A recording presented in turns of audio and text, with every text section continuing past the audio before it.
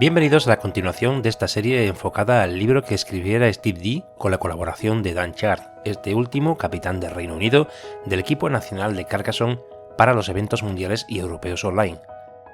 Haciendo un breve resumen del primer capítulo, he contado que el libro The Book of Carcassonne consiste en 3 partes diferenciadas de contenido, con la presentación de una estrategia básica del juego que viene a definir y a resumirse en la frase de Sun Tzu en el libro El arte de la guerra. Como bien recalca Steve, la estrategia sin táctica es el camino más lento hacia la victoria. La táctica sin estrategia es el ruido que precede a la derrota. Es decir, se pone de manifiesto aquí que el nivel de adquisición de destreza en Carcassonne, como en cualquier juego abstracto donde es preponderante la táctica y la estrategia al margen del azar, genera distintos tipos de niveles de jugador: el que conoce la mecánica del juego, el que va más allá comprendiendo poco a poco los elementos tácticos, y finalmente los que consiguen comprender los entresijos de la planificación, aunque sea cortoplacista dentro de una partida, y hace uso de los elementos tácticos para obtener rédito de esas ideas sobre el mapa de juego durante el desarrollo de la partida. En The Book of Carcassonne, tras hablar de una pauta inicial sobre el enfoque táctico o estratégico del juego, la división de epígrafes que le continúan sitúa el contenido en el desglose de los tipos de loseta y construcciones.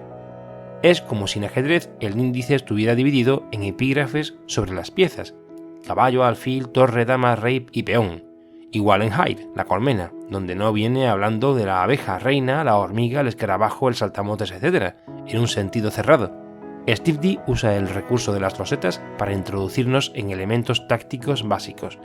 y la definición de esos epígrafes es difusa entre terreno y construcción. Me explico. Caminos, ciudades, monasterios, campos o granjas.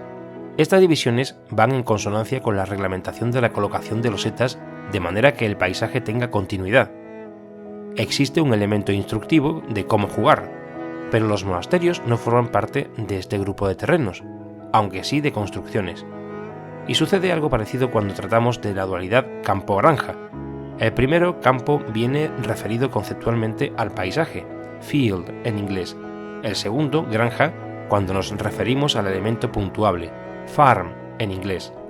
En este sentido, Steve y Dan interpretan que el mejor modo de enfocar paralelamente la mecánica y el sentido de puntuación es hacer esta separación entre tipos de terrenos, aristas de las losetas y construcciones, que se pueden reclamar para conseguir puntos de victoria.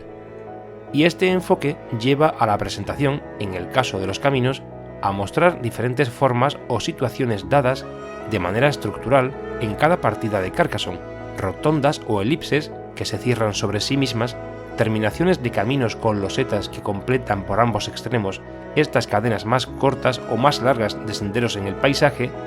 situaciones en las que pueden verse afectadas las construcciones ante el ataque táctico del oponente,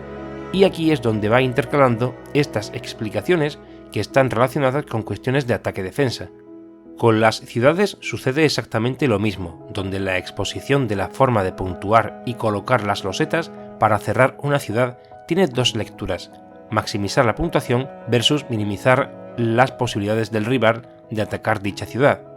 Estos tipos de estructuras, en función de las losetas que nos vayan tocando y que demos uso para ampliar dicha construcción, generan formaciones características a las que se da nombre en el libro para destacarlas con más facilidad o para generar una idea mental con una finalidad estratégica, por ejemplo, corazón de manzana, mariposa, etc.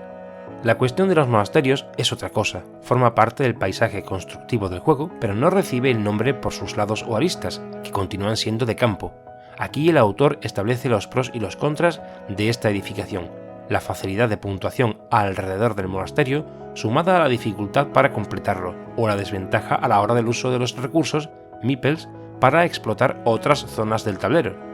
En la actualidad, personas como Alexei Peguchev, en su canal de YouTube, vienen a explicar que en determinadas situaciones puede resultar incompatible invertir recursos en monasterios cuando quedas en desventaja o minoría de meeples para defender grandes granjas que luego pueden decidir la partida.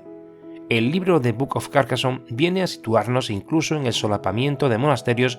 para multiplicar exponencialmente los puntos, con la salvedad de que un potencial bloqueo puede dar al traste con esa mayoría de meeples para reclamar otros terrenos en el tablero o para abordar situaciones más ventajosas durante la partida.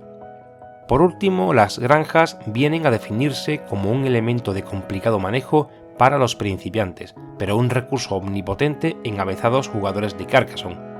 Obviamente, la experiencia es un grado y aprendemos de ella, pero el nivel de 2 jugadores, cuando es muy distante, genera grandes diferencias precisamente en este terreno, que acaba con el conteo de puntos finales al término de una partida en favor normalmente de quien atesora una mayor habilidad en emplear sus recursos en este tipo de construcciones. Es también en el capítulo que habla de los monasterios donde se nos introduce en el concepto del bloqueo, y esto tiene que ver con la imposibilidad de cubrir un hueco que resta en el tablero y que ha quedado ya como una zona incompletable, lo que impide al poseedor del monje que el jugador en cuestión pueda recuperar su meeple para un uso posterior durante el resto de la partida.